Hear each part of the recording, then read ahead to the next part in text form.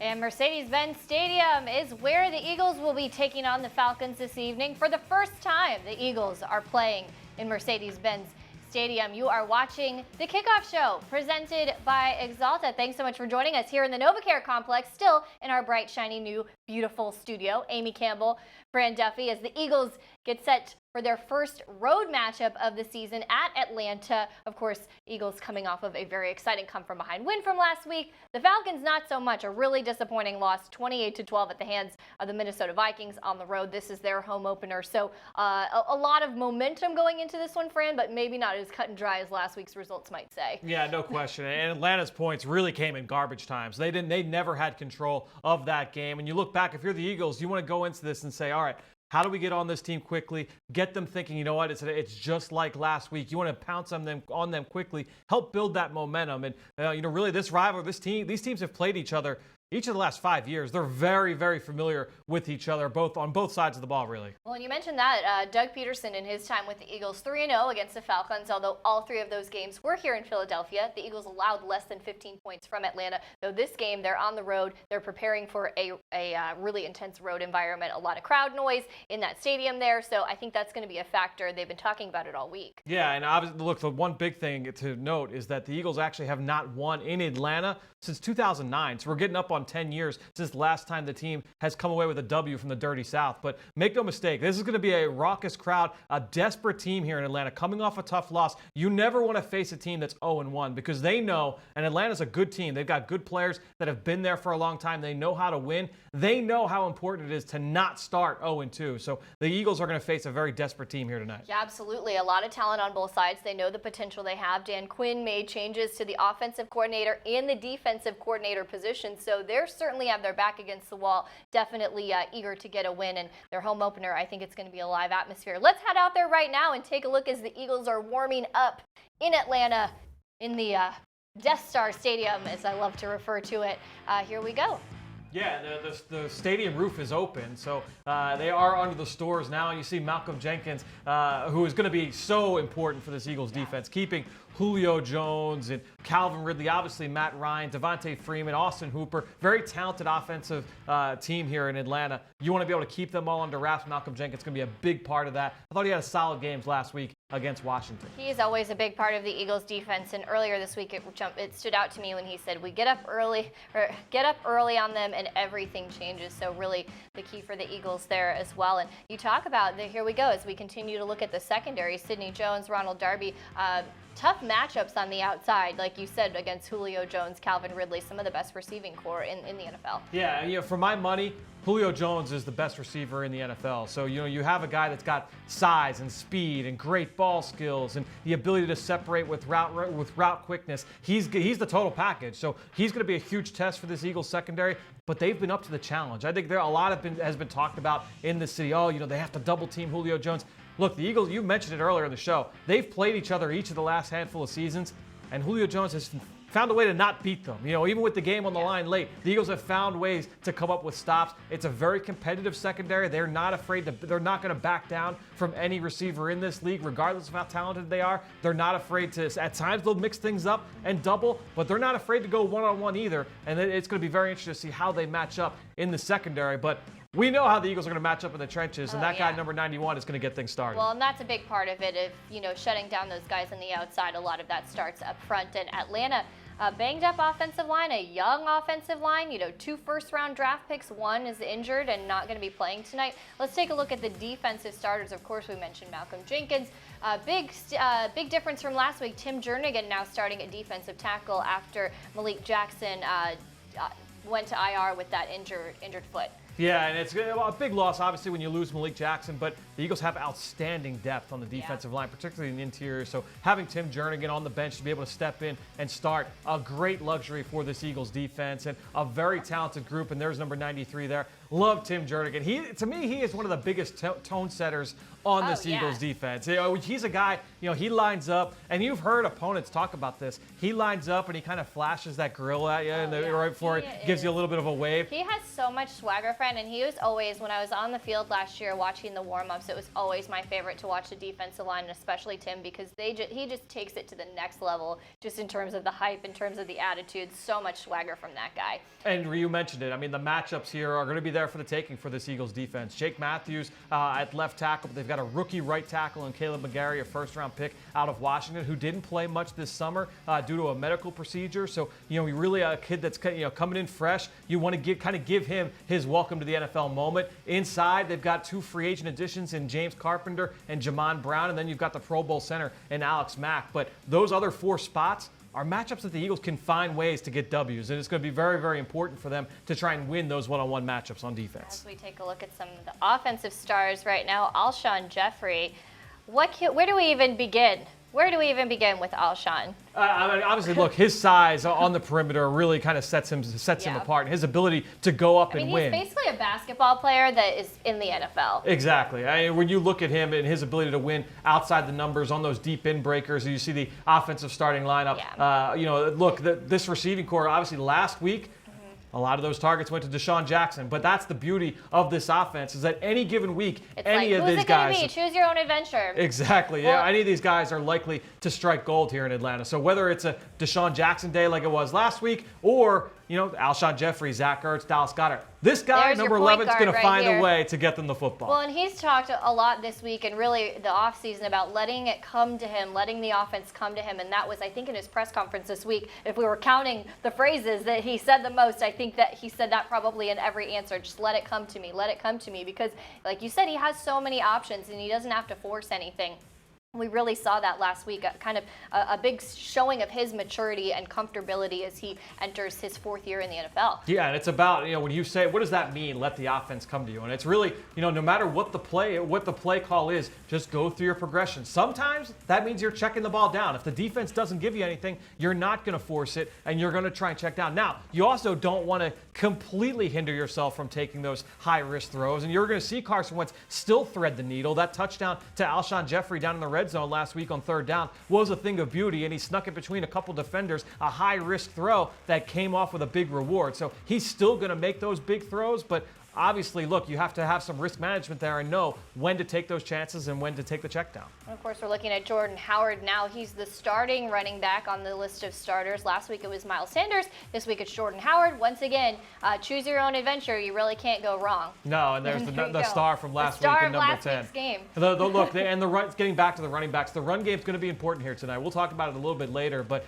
getting the run game going against this Atlanta defense, anytime you're on the road and you can control the clock, kind of suck the air out of the stadium a little bit for the opponent, keep the fans out of the game. The run game is always so important, and you don't want, as a quarterback, to get into those 3rd and long situations where the crowd gets up on their feet and it kind of takes the momentum away from you. You want to be able to control the clock with the run game. Well, and especially when you talk about 3rd down, I mean, that was Carson Wentz's money time last week. Not really like you want to be in those 3rd and long situations, like you said, but he went 12 of 13 for 197 yards, 3 touchdowns, all on 3rd down in week 1. So definitely something to be excited about. And it's not like, they averaged 3rd and 2 or 3rd and 3. I believe the average distance to go on 3rd down last week was between 7 and 8 yards. So it's not like, it was all easy gimme throws. There were a lot of big time plays on 3rd down, not even just the 50-plus yard touchdowns to Deshaun Jackson, but 20-plus yard completions to Zach Ertz and Alshon Jeffrey. He was able to move the ball, not afraid to take chances, like I mentioned earlier. Yeah, some gutsy plays. I love seeing that confidence from him as well. Let's head back out to Mercedes-Benz Stadium. We'll check in with our Merrill Reese and Mike Quick on their players to watch in tonight's game. Take it away, guys. Thanks, Amy. It is a beautiful evening here in Atlanta, Georgia, and the real plus is that the dome is open. They've opened it up. No musty dome atmosphere. Just outdoor football tonight. And you're special. Mike Quick, who are you watching? Well, other than the stars. I'm going to keep my eyes on number 17 of the Philadelphia Eagles, Alshon Jeffrey. Looking at what Deshaun Jackson was able to do last week, I don't think Dan Quinn's defense, I don't think they want to allow those big plays down the field. So it's going to open it up for Zach Ertz. But particular, I'm going to keep my eyes on Alshon Jeffrey. Well, I'm going to keep my eyes on number 79, Brandon Brooks, because last week the Vikings ran the ball down the Falcons' throats. I think the Eagles are going to come out running the football, and Brandon Brooks packs a wallop in that run game. Back to you, Amy. Thank you, Mike and Merrill. We will certainly be watching those guys as well as plenty of other players. Let's head back to Atlanta. Eagles insider Dave Spadaro standing by. Dave, tell us about the atmosphere. We know it's a lot of birds in there, but specifically the Eagles. Eagles travel well, Eagles everywhere. How many Philadelphia representatives are you seeing as fans filter in for this game? Yeah, there's a ton of them here, Amy. It's a very pro-Eagles crowd at this moment. But I do want to update something that is out there in the Twitterverse. Dallas Goedert seen going into the locker room before the game, leaving the warm-ups, did not return. No official word from the Philadelphia Eagles. Remember, he did get sidelined throughout the preseason with a calf injury, so it's something that we are monitoring. And the question is, will Dallas Goedert play in this game for the Eagles? If he doesn't, there's only one tight end on the active roster for this game. Remember, Alex Ellis on the practice squad now, so that is something to watch. We'll see what Doug Peterson does in terms of adjustments. Now, as far as the home field advantage, the stadium roof is open.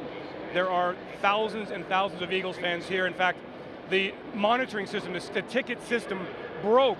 The gates broke. They couldn't scan all the people in, so they literally just opened the gates and everybody poured in, and all you hear is EAGLES Eagles throughout the hallways here at the Mercedes-Benz Stadium. So it is a huge, huge throng of Eagles fans here in Atlanta, as expected.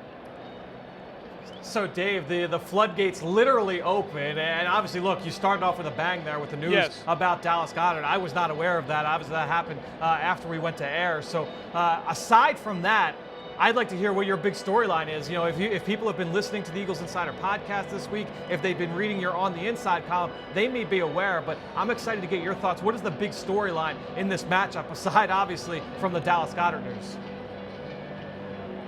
Yeah, I think that, Fran, that it's very clear that the Eagles have a formula against the Atlanta Falcons, and that is to win at the line of scrimmage and to dominate their offensive line. And that's why that high-flying passing game has not been able to really put a lot of points on the board against the Eagles in Philadelphia. So tonight I'm looking at the left side of the Eagles defensive line, Fletcher Cox, Brandon Graham, going against a rookie at right tackle, a backup at right guard, a rotating system up there. The Eagles have a big advantage, and they need to take advantage of that situation, stop the run, and dominate up front, and then get to Matt Ryan. Matt Ryan harassed all last week. You've talked about it. 4 sacks, 7 hits, a couple of interceptions. Terrible performance from the Falcons offensively. The Eagles need to set the tone defensively and do it early in this game. So, Dave, what about the key to the game? Is it winning the battle in the trenches? Yeah, that actually is the key to the game. I mean, my thoughts are, look, the Eagles, they played poorly in the first half last week. They think they're a better team than that. They think that they are the team that played in the second half last week.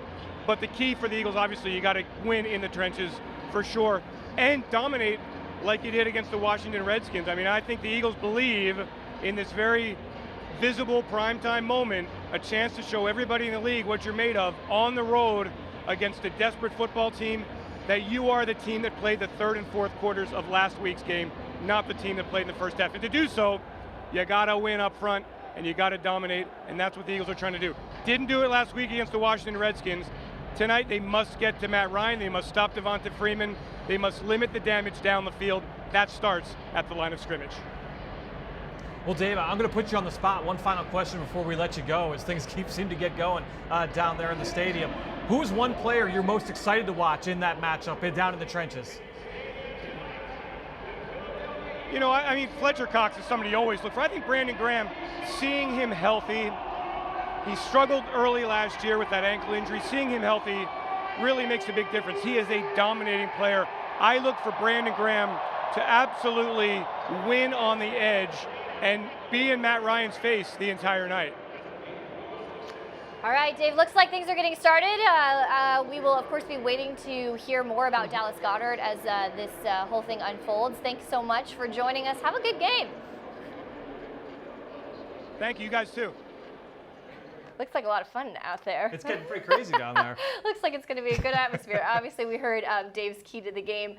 We have our own to share, but I'm gonna save the best for last. I'm gonna let you go first, Fran. Oh, well, thank you. Well, to me, and you mentioned it earlier, it's the Eagles' first road game, right? So they get on the flight on Saturday. I want to see if they pack the run game with them, because really the big thing that really helped propel the team to a win last week was the run game, the way they dominated the trenches offensively. You need to be able to do that against this Atlanta team. They gave up over 150 yards last week on the ground to Minnesota. A lot of big chunk plays. I think 5 runs, over 10 yards. So a lot of those were outside the numbers, little stretch run plays to the outside. Can the Eagles keep those going with Jordan Howard and Miles Sanders and Darren Sproles, Corey Clement in there as well? That's going to be a big part for winning this game. You want to be able to control the clock, take the crowd out of it. The run game is the best way to do it. Take the air out of the sails of the defense. Well, for me, it kind of touches on yours and Dave's. It's to start fast on offense, which is what we've heard this team talk about all offseason, and they still weren't able to do it last week against Washington. That offense looked amazing, but it wasn't until the second half that we saw that.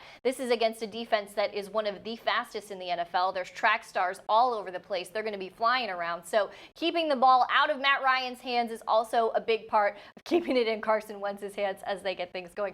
We have to kill our social media stream, but you can stay with us on the app and on PhiladelphiaEagles.com. We're going to take a quick break. On the other side, Mike Quick sits down with Eagles tight end Zach Ertz. It's an exclusive interview from Pond La Hockey. You're not going to want to miss it, so we'll see you in a minute.